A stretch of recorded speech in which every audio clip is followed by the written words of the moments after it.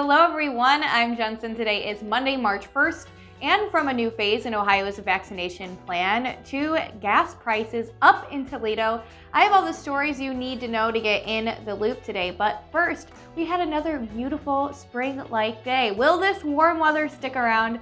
Let's find out with our first alert weather team. Here's a look at the next 4 days. You're going to find quite a bit of sunshine and temperatures that are sort of stuck in neutral, but this is pretty close to normal for early March. Sunshine tomorrow, 42. On Wednesday, I think the high is going to sneak up to about 50, but then temperatures will fall back a little for Thursday and Friday. Expect highs both of those days to be in the 40s before a warmer weekend. And Toledo gas prices are up 8.9 cents in the last week, averaging at about $2.72.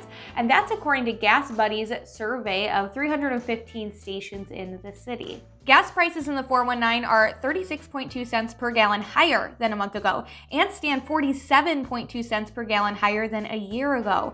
According to Gas Buddy price reports, the cheapest station in Toledo is priced at $2.33 per gallon today, while the most expensive is $2.85 a gallon. That's a difference of 52 cents. Now, the national average price of gas has gone up 7.5 cents per gallon in the last week, averaging again at $2.72 per gallon today. That's up 30.3 cents per gallon from a month ago and 30.6 cents from a year ago. And now there's one more easy way Lucas County residents can secure a spot for the coronavirus vaccine. County leaders announced today that residents can sign up for COVID-19 vaccine appointments at any library branch. So you can head to your local branch to schedule in person or call 419-259-5200. Either way, staff will be ready to help. Plus, there are now more places you can get your shot. Lucas County Walmart stores are being added to the county's list of COVID-19 vaccine providers. Health Commissioner Eric Jaginski said Walmart will administer 1,100 doses between the locations on Glendale Avenue and Central Avenue in Toledo and stores in Holland and Oregon. To make an appointment, just go to walmart.com, scroll down a bit past all the shopping stuff, and you'll see COVID-19 info and updates. Click the part that says COVID-19 vaccine, and it should take you to a page where you can click schedule appointment, and boom, you are golden. And now that the Johnson & Johnson vaccine has clearance from the FDA for emergency use, Lucas County is expecting to receive 100 doses of that single-dose vaccine this week. Now let's look at Ohio. In terms of that J&J vaccine, the state will be getting more than 96,000 doses of it. And with these doses, the state will have a total of 448,390 shots for the week.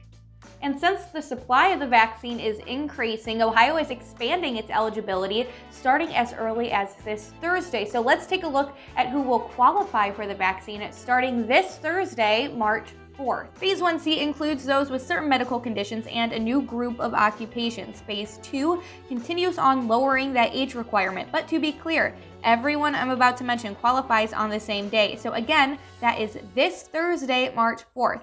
Let's start with what medical conditions will soon qualify. Those with type 1 diabetes, those who are pregnant, those who have bone marrow transplants, and those with ALS. Just like last time, these groups have been included because of their heightened risk of complications from the virus. Now let's look at some of the occupations that qualify, because there's a lot of clarification that goes along with some of these. First, there is law enforcement, and this is a big deal because the state faced a lot of criticism after police officers were left out of the last phase of vaccination. So this includes sworn law enforcement officers and peace officers who have first responder or direct supervisory responsibilities.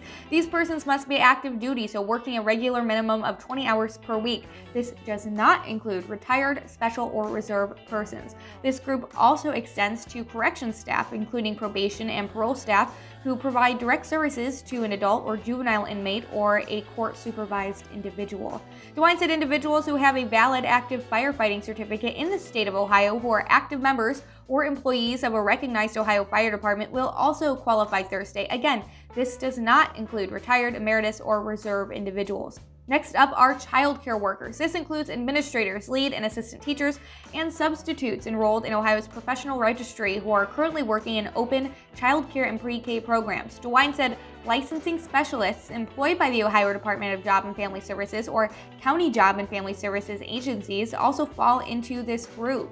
And finally, people who work in the funeral services industry will qualify, meaning embalmers, morticians, funeral home directors, crematory operators, and apprentices. Now, phase 2 is starting with those 60 and older, also on Thursday. Now, we know that eventually the age will lower to 50 in increments of 5 years, like we did the last time, but we don't know when it will drop from 60 to 55 just yet. So stay tuned on that. For more information on how you can register in Northwest Ohio, check out the link in the description of this video. And today is March 1st, which means it's the first day of Women's History Month. So what does that even mean, and how did Women's History Month get started? Well, let me fill you in. The origins of Women's History Month are traced back to a school teacher in Sonoma County, California back in the 70s. When she noticed there were not a lot of women in her students' history books, she wanted to change that.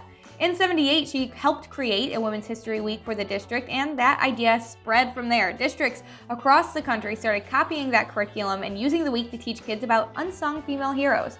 Eventually, word of what those school teachers were doing reached the White House. In 1980, President Jimmy Carter called that original teacher from Sonoma County, Molly Murphy McGregor, to tell her he was proclaiming the week of March 8th National Women's History Week.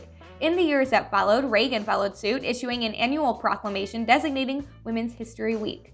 It took a few more years for women to get a whole month devoted to their contributions, but the Women's National History Project lobbied Congress for a longer holiday. And in '87, they passed a proclamation establishing Women's History Month.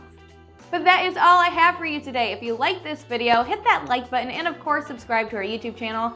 I'm Jensen, and now you're in the loop.